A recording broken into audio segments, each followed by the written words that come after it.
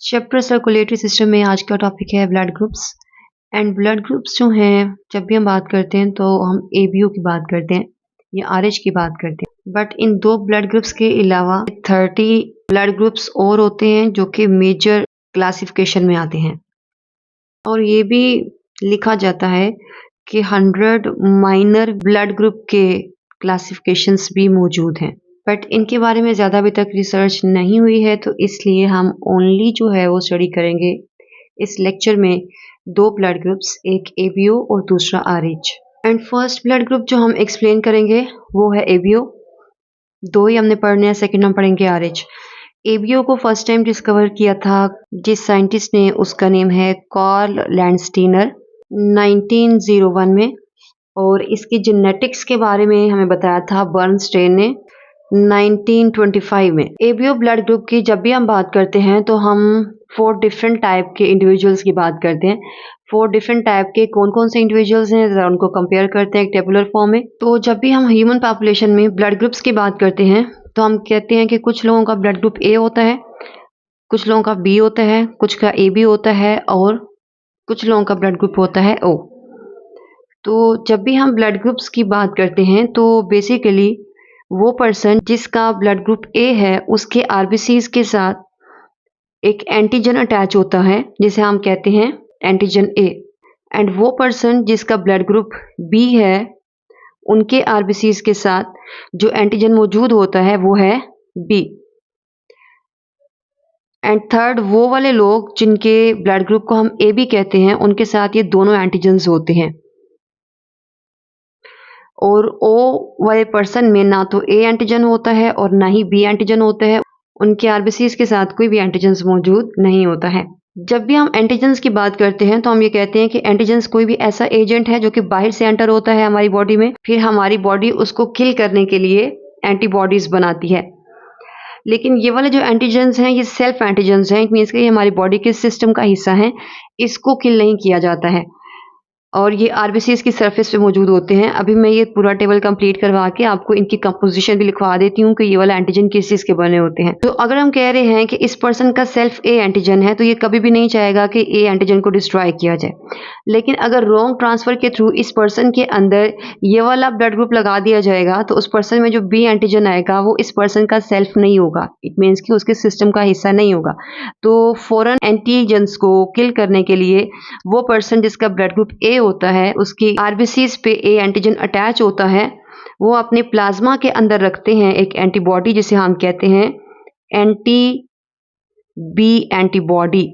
तो ABO blood group के अंदर दो ही एंटीजन्स होते हैं।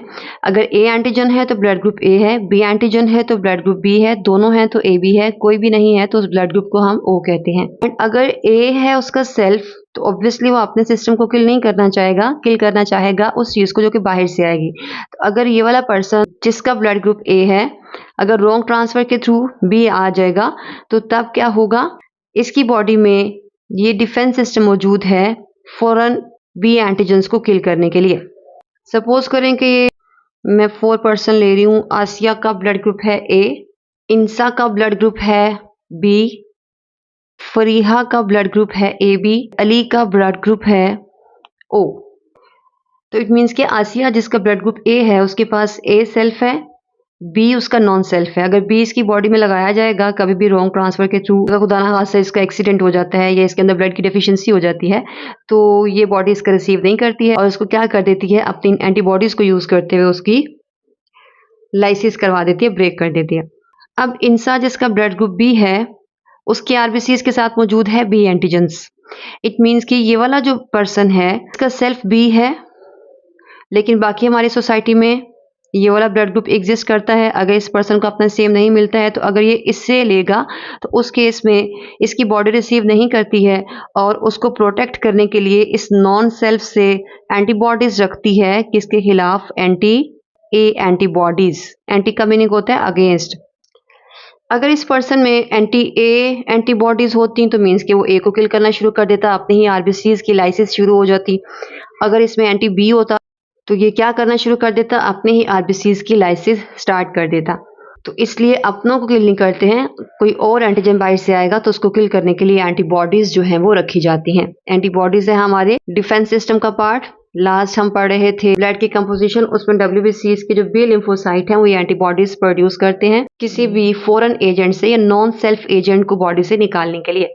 अब फ्रीहा या फ्रीहा के जैसे वो सब लोग जिसका ब्लड ग्रुप AB होता है, उनके पास बिकॉज दोनों ही एंटीजन्स उसके अपने सिस्टम का हिस्सा हैं, तो ना वो एंटीजन A को किल करेंगे और ना ही वो B एंटीजन्स को किल करेंगे। तो इनके पास कोई भी एंटीबॉडी मौजूद नहीं होती है, ना तो B के खिलाफ और ना ही A के खिलाफ, बिकॉज दोनों इसके अपने सिस्टम का हिस्सा होते हैं। फोर्थ वो ग्रुप है ह्यूमंस का जो एलीज से मिलते जुलते हैं, मीन्स कि उनका ब्लड ग्रुप क्या होता है O। इन पर्सन्स के आरबीसीज पे कोई भी एंटीजन्स मौजूद नहीं होते हैं, तो इट मीन्स के इसके सिस्टम में ना तो A सेल्फ है और ना ही B सेल्फ है। लेकिन अगर किसी रॉन्ग ट्रांसफर के थ्रू इसमें A या B आ जाएंगे तो उनको किल करवाने के लिए ये दोनों तरह की एंटीबॉडीज रखेंगे, एंटी A एंटीबॉडी और सेकेंडली एंटी B एंटीबॉडी। अगर आपको ये दोनों पॉइंट्स क्लियर हैं कि इन पर्सन्स में कौन से एंटीजन्स हैं और एंटीबॉडीज हैं, इसमें कौन से एंटीजन्स हैं एंटीबॉडीज हैं, इस केस में क्या होता है और इस केस में क्या होता है, आपने जस्ट यही 4 टाइप के ब्लड ग्रुप्स जो हैं वो सुने होंगे अपनी सोसाइटी में। जो सेल्फ है उसको किल करने के लिए एंटीबॉडीज नहीं रखी जाती हैं, जो नॉन सेल्फ होते हैं उनको किल करने के लिए एंटीबॉडीज होती हैं। लाइक इंसा का एंटीजन B सेल्फ है, खुद को किल नहीं करवाएगा, लेकिन बाहर से कोई आरबीसी आएगा किसी भी रॉन्ग ब्लड ट्रांसफर के थ्रू जो कि A एंटीजन लेके आएगा तो उसको किल करेगा। अब अगर हम डोनेट और रिसीव की बात कर लें तो जितने भी ब्लड ग्रुप्स हैं वो हम पहला पॉइंट तो ये लिख देते हैं कि A को डोनेट कर सकते हैं, सेम को डोनेट कर सकता है क्योंकि एंटीजन्स भी सेम होंगे। लाइक अगर मैं कह रही हूँ कि इंसा जो हैं जिनका ब्लड ग्रुप B है वो किसी और B वाले को डोनेट करना चाहती हैं, तो जो इंसा का ब्लड ग्रुप है वो भी B है, जिसको डोनेट कर रही है वो भी B है, दोनों के एंटीजन सेम है। और अगर मैं यहाँ पे ड्रॉ करके दिखा दूँ तो सपोज करें ये है उस पर्सन का ब्लड ग्रुप जो रिसीव कर रहा है, और आरबीसीज के साथ क्या मौजूद है, B एंटीजन। ब्लड के प्लाज्मा में कौन सी एंटीबॉडी है, एंटी A एंटीबॉडी। और सपोज करें ये है वो पर्सन जिसका ब्लड ग्रुप B है जो कि इसको डोनेट करना चाहता है।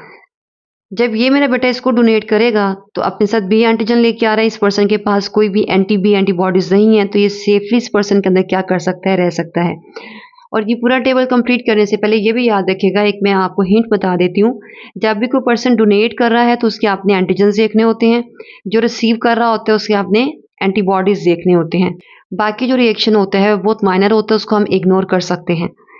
तो डोनेट करने वाले के क्या याद रखोगे, एंटीजन्स, रिसीव करने वाले के एंटीबॉडीज। अगर डोनेट करने वाले के एंटीजन्स के खिलाफ रिसीव करने वाले के पास एंटीबॉडीज मौजूद हैं तो वो कंपैटिबल ट्रांसफर नहीं होगा, उसे आप ट्रांसफर नहीं कर सकते हो या ब्लड उस पर्सन को हम नहीं लगा सकते हैं।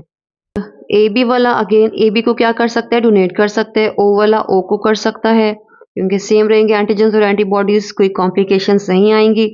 A वाला A से रिसीव भी कर सकते हैं, B वाला B से, AB वाला AB से एंड O वाला O से। अगर इन पर्सन्स को अपना सेम ब्लड नहीं मिलता, लाइक अगर हम सपोज कर लें कि आसिया का ब्लड ग्रुप A है, इसको ब्लड की ज़रूरत है, तो हमने किसी और पर्सन से सर्च किया, कोई A वाला ढूंढ जो हमें नहीं मिला हमारी सराउंडिंग्स में, तो फिर हमने क्या करना है, हम किस से लेके इसको दे सकते हैं उसको ज़रा देखते हैं। ये एक सैम्पल फिगर मैंने आसिया के ब्लड की ड्रॉ की है, या कोई भी ऐसा पर्सन जिसका ब्लड ग्रुप A होगा। तो जिसका ब्लड ग्रुप A है उसके आरबीसीज के साथ मौजूद है A एंटीजन, उसके प्लाज्मा में मौजूद है एंटी B एंटीबॉडी। तो अभी हम देखने लगे हैं कि आसिया A के अलावा और किससे रिसीव कर सकती है। तो A अगर नहीं मिला है तो देखते हैं क्या वो B से रिसीव कर सकती है। तो ये वाला है वो पर्सन, एक ब्लड का सैंपल ड्रॉ करते हैं जिनके आरबीसीज के साथ क्या मौजूद है, B एंटीजन। जब भी ये वाला पर्सन का ब्लड, मैं ओनली आरबीसीज को हाईलाइट कर रही हूँ क्योंकि मैंने कहा था कि जो डोनेट कर रहा होगा उसके देखने हैं अपने एंटीजन, रिसीव करने वाले के एंटीबॉडीज। तो अगर ये वाला ब्लड ग्रुप मैं डालूंगी किसी भी ऐसे पर्सन का जिसका B है A वाले के अंदर, तो जैसे ही इसमें जाएगा ये एंटीबॉडीज जो कि एंटी B हैं A वाले पर्सन में, वो क्या कर देती हैं, सारे के सारे आरबीसीज की लाइसिस करवा देती हैं और उस पर्सन को ये ब्लड ग्रुप रिसीव करने का कोई फ़ायदा नहीं होता है। और समटाइम्स ये स्वेयर रिएक्शंस भी काज़ करवाता है या ये हमारे ब्लड में क्लम्पिंग काज़ करवाता है। हमारे ब्लड में कोआगुलेशन काज़ करवा देता है और जहाँ पे ब्लड की कोआगुलेशन होगी वहाँ पे ब्लड की सप्लाई रुक सकती है और इवन उस पर्सन की क्या हो सकती है, डेथ भी हो सकती है ब्लड की सप्लाई रुकने की वजह से। और माइनर केसेस में अगर बहुत कम अमाउंट है तो उस केस में ओनली क्या होगा, उस पर्सन के अंदर ब्लड की डेफिशिएंसी होगी। ज़्यादा अमाउंट के केस में इसके इफ़ेक्ट्स जो हैं वो सीवियर हो सकते हैं। इट मीन्स कि ए वाला जो है वो बी से रिसीव नहीं कर सकता है। अब सपोज़ करें भई ये तो रिसीव नहीं कर रहा है बी वाला, इसको हमने यहाँ पे क्रॉस लगा देते हैं। एक और पर्सन का ब्लड ग्रुप है जिसका है ब्लड ग्रुप AB, ये मैंने हाइलाइट कर दिया। कौन-कौन से एंटीजेंस लेके आ रहा है, ए एंड बी। अगेन ए के अगेंस्ट तो इसके पास एंटीबॉडीज नहीं है, लेकिन अगर बी के खिलाफ मौजूद हैं तब भी इसके आरबीसीज की क्या हो जाती है, लाइसिस हो जाती है। इट मीन्स के ए वाला ए बी से भी रिसीव नहीं कर सकता है। तो बी से भी नहीं कर सकता है, ए बी से भी नहीं कर सकता, ओ से कर सकता है या नहीं कर सकता है, इसकी बात करते हैं। ये है मेरे पास उस पर्सन का ब्लड ग्रुप जो कि है ओ, तो इसके आरबीसीज पे कोई भी एंटीजेंस मौजूद नहीं है। जब मैं इस पर्सन की बॉडी में ये वाला ब्लड ग्रुप लगाऊंगी तो इट मीन्स के ये वाला ब्लड ग्रुप सेफली इस पर्सन की बॉडी में जाके रह सकता है, क्योंकि इसके पास जो एंटीबॉडीज हैं बी के खिलाफ वो वाला कोई एंटीजन इसकी बॉडी में एंटर नहीं हुआ है। तो इट मीन्स कि जब ये कोई भी ऐसा ट्रिगरिंग फैक्टर लेके ही नहीं जाएगा तो इसका इम्यून सिस्टम भी ट्रिगर नहीं होगा और सेफली इसका ब्लड इस पर्सन की बॉडी के अंदर जाके अकोमोडेट हो जाता है। फिर यहाँ पे लिखते हैं ए वाला एक तो ए से रिसीव करेगा, अगर ए से नहीं मिल रहा है तो किससे रिसीव कर सकता है, ओ से। इसी तरह से सेम स्टोरी मेरा बेटा आप लोगों ने बी के लिए देखनी है। बी वाला जो है बी से रिसीव कर सकता है लेकिन ए से क्यों नहीं करेगा, बिकॉज इसके पास एंटीबॉडीज हैं और ए वाले के एंटीजेंस को किल कर देंगी। इस तरह से वो ए बी से क्यों नहीं कर सकता, बिकॉज इसके पास एंटीबॉडीज होंगी, उसके ए एंटीजेंस को किल कर देंगी। एंड ओ वाला जो है कोई एंटीजेंस नहीं लेके जाएगा, तो इसलिए बी वाले के अंदर ओ वाला भी सेफली जो है वो क्या कर सकता है, रह सकता है। ए बी वाला हमने बोला कि ए बी से तो रिसीव कर सकता है, लेकिन क्या वो ए से कर सकता है, क्योंकि इसके पास कोई एंटीबॉडीज मौजूद नहीं है फाइट करने के लिए, तो ये ए से भी कर सकता है।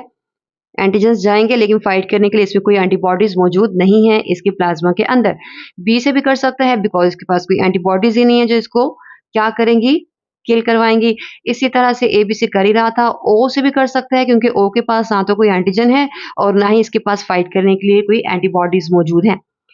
ओ वाले की अगर बात करें मेरे बेटे, तो ओ वाला ओ से तो रिसीव कर सकता है, लेकिन ओ वाला ए से रिसीव क्यों नहीं कर सकता, क्योंकि इसकी प्लाज्मा मौजूद है एंटीबॉडी, उस एंटीजन को क्या कर देगी, किल कर देगी। इसी तरह से अगर इसको ब्लड की ज़रूरत है तो ये रिसीव बी से भी नहीं कर सकता है, क्योंकि इसके पास मौजूद है एंटी-बी एंटीबॉडी और वो भी आरबीसीज़ की लाइसिस काज़ करवा देगा। ए बी से भी नहीं कर सकता बिकॉज़ ए बी वाला दोनों एंटीजेंस लेके आएगा और इसके पास मौजूद हैं दोनों एंटीबॉडीज। तो ओ वाला ओनली रिसीव कर सकता है किससे, उस पर्सन से जिसका ब्लड ग्रुप है ओ। ये डोनेट करने वाली जो इन्फॉर्मेशन है इसको भी क्या करते हैं, हम फिल करते हैं। सेम स्टोरी मेरे बेटे आपने लिखनी है, डोनेट करने वाले के एंटीजेंस और रिसीव करने वाले के एंटीबॉडीज।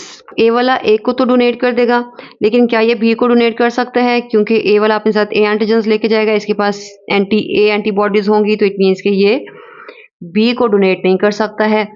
इस तरह से क्या ए वाला ए बी को डोनेट कर सकता है, तो इसके पास फाइट करने के लिए कोई भी एंटीबॉडीज नहीं होती हैं, तो इसलिए ये वहां पे सेफली जाके रह सकता है। ओ को नहीं कर सकता क्योंकि ओ के पास दोनों तरह के एंटीबॉडीज होते हैं और ये अपने साथ लेके जाएगा एंटीजन ए। बी का देखते हैं, बी वाला बी को तो डोनेट कर सकता है, क्या ये ए को कर सकता है, भाई ए को नहीं कर सकता है क्योंकि ए वाले के पास होंगे एंटी-बी एंटीबॉडीज जो कि इसको किल कर देंगे। अगेन डोनेट करने वाले के एंटीजेंस और रिसीव करने वाले के एंटीबॉडीज। एंटीजेंस होते हैं आरबीसीज पे और एंटीबॉडीज होते हैं प्लाज्मा में। बी वाला जो है ये ए बी को डोनेट कर सकता है बिकॉज ए बी के पास कोई एंटीबॉडीज ही नहीं है फाइट करने के लिए, तो ये ए बी को क्या कर सकता है, डोनेट कर सकता है, आल्दो ये अपने साथ बी एंटीजन लेके जाएगा। ए बी वाला जो है ओनली डोनेट कर सकता है ए बी को, क्योंकि आप बाकी देख रहे हो सबके पास एंटीबॉडीज हैं, इसके पास दोनों एंटीजन्स हैं, जो भी एंटीजन लेके जाएगा वो सारे क्या हो जाएंगे, उनकी लाइसिस हो जाएगी। अगर ओ की बात की जाए तो ओ जो है ये सबको डोनेट कर सकता है, क्योंकि डोनेट करने वाले के एंटीजन्स होते हैं, तो ये अपने साथ कोई एंटीजन्स नहीं लेके जाता। हाल तो सबके पास क्या मौजूद है, एंटीबॉडीज होंगे, इसके पास तो एंटीबॉडीज भी नहीं होते हैं, तो इट मीन्स कि ओ वाला अपने साथ कोई एंटीजन नहीं लेके जाता है, इम्यून सिस्टम ट्रिगर नहीं होता है, तो ओ वाले को तो डोनेट करेगा ही, ए वाले को भी कर देगा, बी वाले को भी और ए बी वाले को भी। अगर आप इन सारे बॉक्सेस को चेक करें तो आप देख रहे हो कि ओ वाला सबको डोनेट कर रहा है, तो इसलिए ओ वाला होता है यूनिवर्सल डोनर। यूनिवर्सल मीन्स कि सबको डोनेट करने वाला। और ए बी वाला सबसे रिसीव कर सकता है, तो ए बी होता है यूनिवर्सल रेसिपिएंट। तो अभी जस्ट हमने ये देखा है एबीओ के अकॉर्डिंग कितनी तरह के ग्रुप्स हमारी सोसाइटी में एग्जिस्ट करते हैं। ए होता है बी, ए बी एंड ओ। ए वाले में कौन से एंटीजन्स हैं, किसके साथ होते हैं, एंटीबॉडीज कहाँ पे होते हैं और कौन से होते हैं, किसको डोनेट कर सकते हैं और किससे रिसीव कर सकते हैं। अक्सर आप ये भी सुनते हो वर्ड्स, इसका ब्लड ग्रुप ए पॉजिटिव है या ए नेगेटिव है, B positive, B negative, A B positive, A B negative, O positive या ओ नेगेटिव। वो पॉजिटिव और नेगेटिव साइंस क्या होते हैं वो भी हम देखेंगे, लेकिन उससे पहले एबीओ ब्लड ग्रुप की जेनेटिक्स में आपको बताना चाह रही हूँ कि मीन्स के कौन सी जीन्स इसको कंट्रोल करती हैं। ये टेबल आपका बहुत इंपॉर्टेंट है ऑब्जेक्टिव के पॉइंट ऑफ व्यू से कि ए में कौन से एंटीजन्स हैं, कौन सी एंटीबॉडीज हैं, किसको डोनेट कर सकता है, किसको रिसीव कर सकता है। इन चारों ग्रुप्स के ये लाजमी याद कर लीजिएगा। एबीओ ब्लड ग्रुप की जेनेटिक्स को पढ़ने से पहले जीन्स का मैंने आपको मल्टीपल टाइम बताया होगा। जीन्स आपके क्रोमोसोम के पास वो सेगमेंट होता है आपके कैरेक्टर्स को कंट्रोल करता है। और सपोज करो ये मैंने क्या ड्रॉ कर दिया आपके सामने, एक क्रोमोसोम, और कौन सा क्रोमोसोम हाईलाइट कर दिया मैंने, क्रोमोसोम नंबर 9। हमारी बॉडी में जो क्रोमोसोम्स होते हैं वो पेयर्स की फॉर्म में होते हैं, और बेबी की फॉर्मेशन के लिए जब फर्टिलाइजेशन होती है स्पर्म के थ्रू एग की, तो स्पर्म के पास क्रोमोसोम्स होते हैं 23 और एग के पास भी होते हैं 23। ये दोनों जब फर्टिलाइज होते हैं तो ये बना देते हैं एक जाइगोट, उसमें क्रोमोसोम हो जाते हैं 46। तो सपोज करें ये आपके फादर का सेल और ये है मदर का सेल। तो डेवलपिंग बेबी के हर एक सेल में 23 क्रोमोसोम्स आए होते हैं फादर से, 23 आए होते हैं मदर से, और इस वाले सेल में ये पेयर्स की फॉर्म में होते हैं। लाइक सपोज करो कि मैंने 46 में से कौन से वाला पेयर हाईलाइट किया है, क्रोमोसोम नंबर 9 का पेयर। तो ये 46 जो क्रोमोसोम होते हैं ये होते हैं 23 पेयर्स की फॉर्म में होते हैं, और मैंने यहाँ पे कौन सा पेयर हाईलाइट किया है, क्रोमोसोम नंबर 9 का पेयर मैंने हाईलाइट कर दिया है। और 9 का ये वाला मेंबर सपोज करो फादर ने दिया था और ये वाला दिया मदर ने। फादर एंड मदर के इन क्रोमोसोम्स के पास जो जीन्स का सीक्वेंस होता है वो सेम होता है। लाइक सपोज करो कि ये पहला जो है ये उस पर्सन की हाइट को कंट्रोल कर रहा है, तो दोनों के पास जीन्स का सीक्वेंस क्या होगा, सेम होगा। और सेकंड हम सपोज कर लेते हैं आइज कलर कंट्रोल कर रहा है, फिर थर्ड हम कहते हैं हेयर कलर्स कंट्रोल कर रहा है। तो जो भी इन्फॉर्मेशन है इस क्रोमोसोम के पास वही इन्फॉर्मेशन होती है इसके पास, लेकिन उस इन्फॉर्मेशन की फॉर्म्स डिफरेंट हो सकती हैं। लाइक अगर यहाँ पे दोनों के पास हाइट की इन्फॉर्मेशन है और हम कह रहे हैं कि हाइट की इन्फॉर्मेशन इसके पास है लॉन्ग हाइट की, इसके पास है शॉर्ट हाइट की, तो जीन सेम रहेगी लेकिन उसके अंदर फॉर्म्स वेरिएबल होती हैं। तो एक करैक्टर की मल्टीपल जो फॉर्म्स हो सकती हैं दोनों क्रोमोसोम के पास, उसे हम कहते हैं ये है अलील। तो दोनों मिलके हमारे करैक्टर्स को कंट्रोल करते हैं। इट मीन्स कि ये हमारे क्या करते हैं, जीन्स को बनाते हैं। तो अगर हम हाइट की ही एग्जांपल यहाँ पे लिख दें तो जो अलील्स का कॉम्बिनेशन हो सकता है दोनों केसेस में, अगर लॉन्ग की इन्फॉर्मेशन है तो उस बच्चे की हाइट क्या होती है, लॉन्ग होती है। अगर दोनों के पास शॉर्ट की इन्फॉर्मेशन है तो उस बच्चे की हाइट क्या होती है, शॉर्ट। और अगर फादर या मदर में से एक मेंबर के पास है लॉन्ग की, दूसरे के पास है शॉर्ट की, तो लॉन्ग जो है ये डोमिनेट करती है शॉर्ट के ऊपर, और शॉर्ट क्या हो जाता है, इसका करैक्टर हाइड हो जाता है। तो अलील का वो पार्टनर जो दूसरे के करैक्टर्स को हाइड करवा देता है उसे हम कहते हैं डोमिनेंट, और जिसका हाइड हो जाता है उसे हम कहते हैं रिसेसिव। फर्स्ट टू केसेस में जब दोनों के पास अलील सेम है तो इसे हम कहते हैं होमोजाइगस कंडीशन है। जब दोनों के पास अलील्स क्या है, डिफरेंट है, तो हम कहते हैं ये हेट्रोजाइगस कंडीशन है। और हेट्रोजाइगस कंडीशन में जिस अलील का ट्रेट अपीयर होता है वो डोमिनेंट है, जिसका छुप जाता है वो रिसेसिव होता है। तो किसी भी जीन के अंदर मल्टीपल फॉर्म्स होती हैं। एक होती है फादर के क्रोमोसोम के पास, एक होती है मदर के क्रोमोसोम के पास। सेम भी हो सकती हैं और डिफरेंट भी हो सकती हैं। अगर सेम है तो उसे कहते हैं होमोजाइगस, मैं यहाँ पे लिख देती हूँ।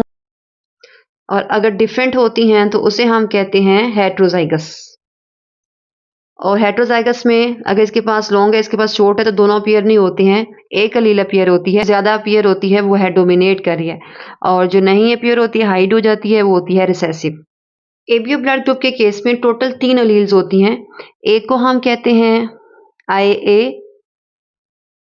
सेकंड को हम कहते हैं IB और थर्ड को हम कहते हैं स्मॉल i।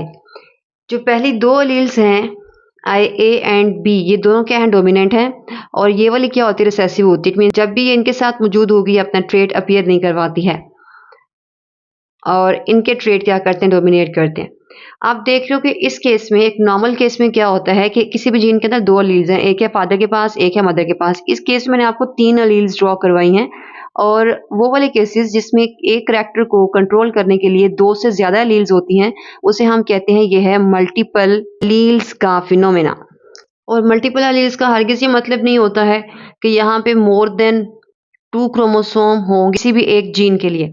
तो मल्टीपल एलील्स में अगर किसी भी करैक्टर को मोर देन 2 एलील्स कंट्रोल करती हैं, तो उस केस में क्या होता है कि एक पर्सन में उन मल्टीपल एलील्स में से कोई से दो कॉम्बिनेशन हो सकते हैं। अगर मैं कह रही हूँ कि IA स्मॉल i हो सकता है, यहाँ पे IA और यहाँ पे स्मॉल i हो सकता है, या दोनों के पास IA हो सकता है, दोनों के पास IB भी हो सकता है, इसके पास IA, इसके पास IB हो सकता है। इट मीन्स कि कुछ लोगों के पास कॉम्बिनेशन डिफरेंट हो सकते हैं, लेकिन जिन भी लोगों के पास ये वाली एलील्स मौजूद हैं, वो टोटल 3 तरह के ही एलील्स को यूज करते हुए कॉम्बिनेशंस को बना रही होती हैं।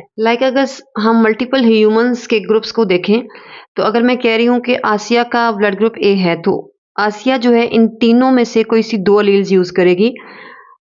वो कौन कौन सी हो सकती हैं, वो हो सकती है या तो उसके फादर और मदर के दोनों क्रोमोसोम्स के पास हो सकता है IA पहले, ये कॉम्बिनेशन हो सकता है। दूसरा कॉम्बिनेशन क्या हो सकता है कि उनके एक पेरेंट के पास है IA, दूसरे के पास है स्मॉल i। इस केस में भी ब्लड ग्रुप क्या होगा, A, बिकॉज दोनों के पास सेम इन्फॉर्मेशन है। इस केस में ये डोमिनेंट है, ये रिसेसिव है, तो इसका ट्रेट अपीयर होता है, तो ब्लड ग्रुप क्या होगा, A, और इसका हाइड हो जाता है। तो इट मीन्स कि हमारे पास मल्टीपल एलील्स का अगर हम फिनोमिना कहते हैं, तो किसी भी एक करैक्टर को मोर देन 1 एलील कंट्रोल करती हैं, लेकिन एक पर्सन में कोई से दो कॉम्बिनेशन हो सकते हैं। पूरी सोसाइटी को कंपेयर करेंगे तो वहां पे फिर एक ट्रेट को मोर देन 2 एलील्स कंट्रोल कर रही होती हैं, लेकिन ज्यादा केसेस में क्या होता है, एक करैक्टर को दो ही एलील्स कंट्रोल करती हैं। इसी तरह से जो पर्सन ब्लड ग्रुप B के साथ है, उसके पास या तो दोनों पेरेंट्स के पास इंफॉर्मेशन हो सकती है, कौन से वाली, IB की, या फिर हो सकती है एक के पास IB, दूसरे के पास स्मॉल i। अगर दोनों पेरेंट्स ने इन्फॉर्मेशन IB की दी है, तब भी ब्लड ग्रुप B है। एक के पास IB है, दूसरे के पास स्मॉल i, तो कौन सा ट्रेट अपीयर होता है, IB, और कौन सा हाइड होता है, स्मॉल i। इस केस में क्या होता है कि एक पेरेंट के पास इन्फॉर्मेशन होती है IA, दूसरे के पास होती है IB। तो इट मीन्स कि अगर यहाँ पे कॉम्बिनेशन देखें तो दोनों के पास डिफरेंट है, तो हेट्रोजाइगस होगा। इन दोनों केसेस में होमो मीन्स के सेम भी हो सकते हैं दोनों के पास इन्फॉर्मेशन, और हेट्रो भी हो सकती है। हेट्रो के केस में डोमिनेंट अपीयर होगी। इसके पास जो है ना तो A बनता है ना B बनता है, तो यहाँ पे दोनों जो एलील्स हैं वो रिसेसिव फॉर्म में होती हैं, तो ना A एंटीजन बनेगा और ना ही B एंटीजन बनेगा। अगर A या B में से कोई भी आ जाता तो इसके ट्रेट को क्या करवा देता, हाइड करवा देता। तो इट मीन्स के दोनों पेरेंट्स ने इस बेबी को जो इन्फॉर्मेशन दी है वो दी है स्मॉल i की, किसी के पास भी A या B की इन्फॉर्मेशन मौजूद नहीं थी। तो अक्सर हम ये टर्म्स यूज करते हैं, जो बाहर से चीज नजर आती है उसे हम कहते हैं फिनोटाइप होती है। ABO के केस में ये फिनोटाइप्स कितनी बन रही हैं, 4, AB एंड O। और अंदर जीन्स किस तरह की हैं, होमोजाइगस हैं या हेट्रोजाइगस हैं, यहाँ पे होमो है या हेट्रो है, यहाँ पे होमो है या हेट्रो है, तो ये क्या बनता है, ये बन जाती हैं उनकी जीनोटाइप्स। तो यहाँ पे लिखते हैं कि टोटल हमारे पास जो फिनोटाइप्स बनती हैं ABO में, बहुत ही इंपॉर्टेंट है ये भी आपका MCQ, वो कितने हैं, 4। और जीनोटाइप मीन्स कि वो होमो है या हेट्रो है, वो कितने कॉम्बिनेशन हो सकते हैं, 2 हैं। A के केस में होमो और हेट्रो, B के केस में भी 2 हैं, होमो एंड हेट्रो, AB के केस में ओनली हेट्रो, O के केस में सेम है, दोनों पेरेंट्स के पास तो है स्मॉल i मीन्स के होमो। तो 2, 4, 5 एंड 6।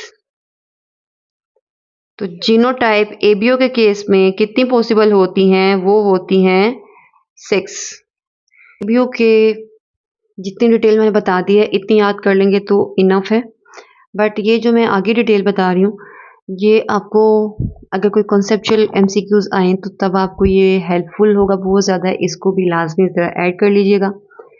इनमें बेसिकली मैंने ये बताना है कि अगर ब्लड ग्रुप A में A एंटीजन है तो किस चीज़ का बना होता है, B में B एंटीजन्स है तो वो किस चीज़ का बना हुआ है, AB में AB किस चीज़ के बने होते हैं, और O में अगर कोई भी एंटीजन मौजूद नहीं होता है तो उस केस में फिर क्या RBCs बिल्कुल ही नेकेड होते हैं या कोई चीज़ मौजूद होती है उनके साथ।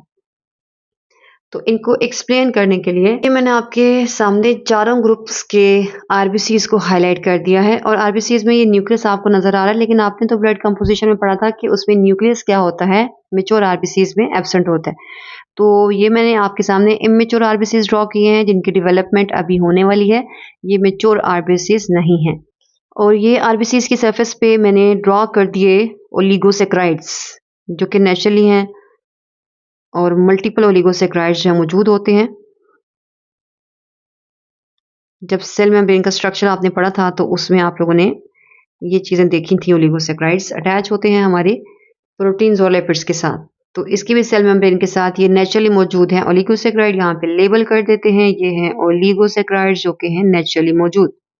और बाकी सब सेल्स की सरफेस पे भी जब डेवलपमेंट होगी तो नेचुरली मौजूद हैं ओलिगोसेक्राइड्स, इनको भी हाईलाइट करते हैं। ये हम बात कर रहे हैं जब बेबी अभी मदर की बॉडी के अंदर अपनी डेवलपमेंट करेगा तब उसका ब्लड ग्रुप कैसे बनता है।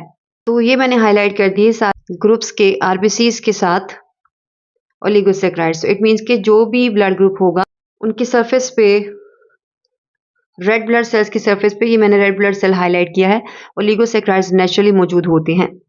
अब इस रेड ब्लड सेल को इन ग्रुप्स में कन्वर्ट करने के लिए पहला काम क्या होता है, हमने अभी पीछे बात की कि हमारे ह्यूमंस के सेल में है 23 पेयर्स क्रोमोसोम्स के होते हैं।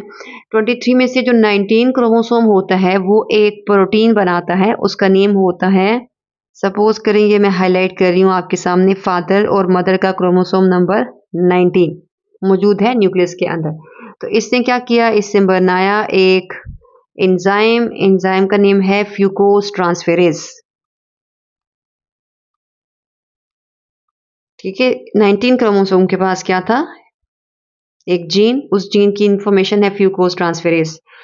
अगर ये जीन इंफॉर्मेशन पे जो है किसको, राइबोसोम को, तो राइबोसोम हमें ये वाली प्रोटीन बना के दे देगा। ये प्रोटीन करती क्या है, ट्रांसफेरेज वो आपकी प्रोटीन है जो ट्रांसफर करवाएगी किसी भी चीज को। अगर हम फ्यूकोस ट्रांसफर कह रहे हैं तो ये कार्बोहाइड्रेट ट्रांसफर करेगी जिसका नेम क्या है, फ्यूकोस। तो फ्यूकोस ट्रांसफेरेज क्रोमोसोम नंबर 19 में, चाहे उस पर्सन का ब्लड ग्रुप ए है, बी है, ए बी है या ओ है, सबके न्यूक्लियस के अंदर मौजूद जो क्रोमोसोम नंबर 19 है वो ये वाली प्रोटीन बनाएगा।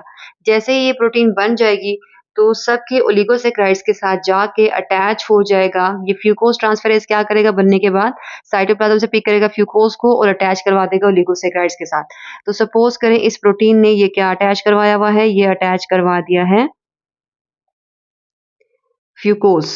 जितने भी ओलिगोसेक्राइड्स होंगे ये सबके साथ क्या अटैच हो जाएगा, फ्यूकोस।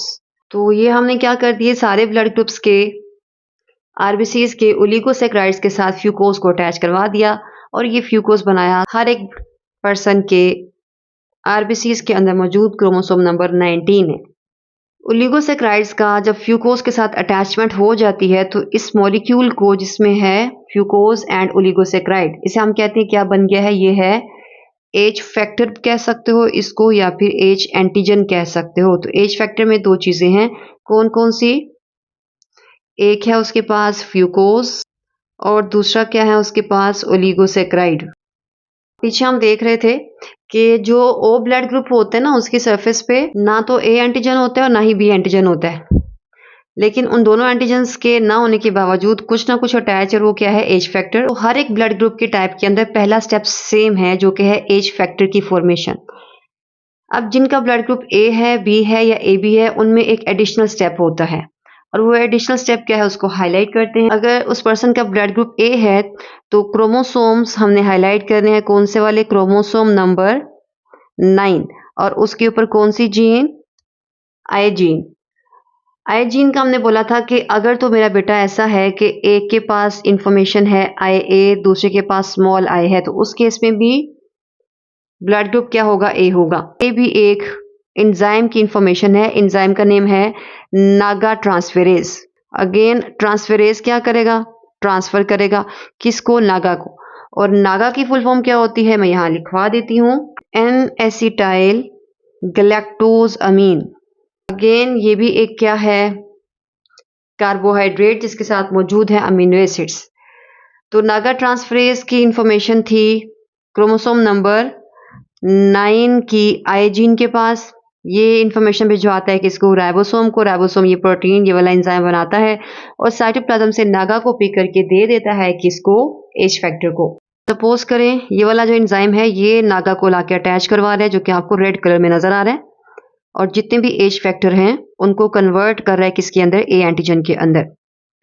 तो ए एंटीजन में 3 चीजें हैं। पहला था ओलिगोसैकेराइड, फिर हमने ओलिगोसैकेराइड के साथ अटैच किया फ्यूकोज, उसको कन्वर्ट किया एज फैक्टर में। फिर एज फैक्टर के साथ हम क्या अटैच करवा रहे हैं, ये नागा, और एज फैक्टर जो है वो चेंज हो चुका है किसके अंदर, ए एंटीजन में। और आपको पता है अगर दोनों पेरेंट्स के पास इंफॉर्मेशन सेम है तो होमोजाइगस होगा, आई ए।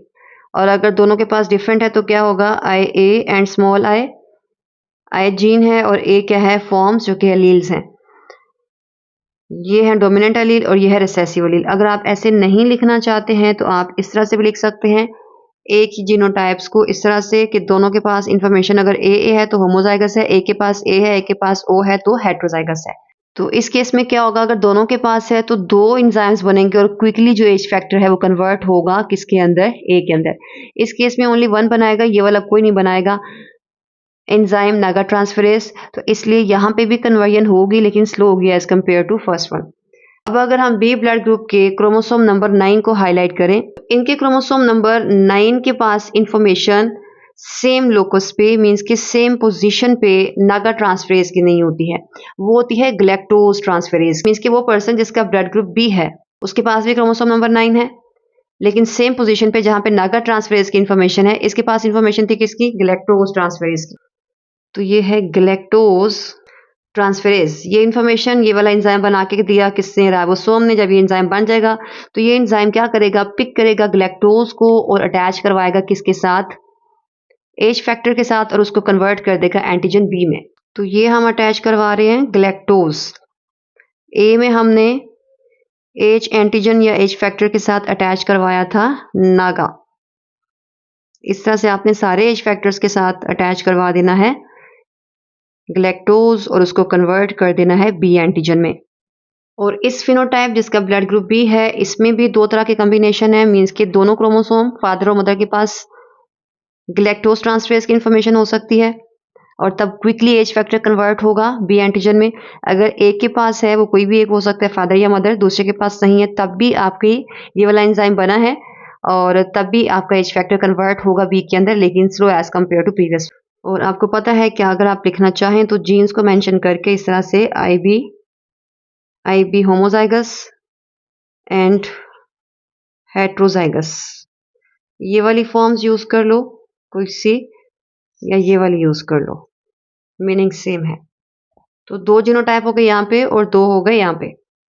अब ये पर्सन जिसका ब्लड ग्रुप ए भी है, इसके भी न्यूक्लियस में क्या होगा भाई, क्रोमोसोम नंबर 9, और यहाँ पे एक के पास किसकी इंफॉर्मेशन है, ए की, दूसरे के पास बी की। इट मीन्स कि एक बनाएगा नागा ट्रांसफरेज और दूसरा बनाएगा गैलेक्टोज ट्रांसफरेज। और कुछ एज फैक्टर्स जो हैं वो कन्वर्ट होंगे ए एंटीजन में और कुछ कन्वर्ट होंगे किसके अंदर, बी एंटीजन्स में। इस पर्सन के सरफेस पे मौजूद हैं दोनों एंटीजन्स ए बी और बी बी, बिकॉज एक ने क्या बनाया था भाई, इंफॉर्मेशन बना दी नागा ट्रांसफरेज, और दूसरे ने कौन सी बना दी, गैलेक्टोज ट्रांसफरेज। अब ये पर्सन जिसका ब्लड ग्रुप ओ है उसके पास भी क्रोमोसोम नंबर 9 है, लेकिन दोनों के पास कौन सी इंफॉर्मेशन है, स्मॉल आई की। ना तो ए बनाएंगे और ना बी बनाएंगे। इट मीन्स कि इनकी सरफेस पे ना तो ए एंटीजन है ना बी एंटीजन है, लेकिन यहाँ पे एज फैक्टर मौजूद है ओ वालों के पास।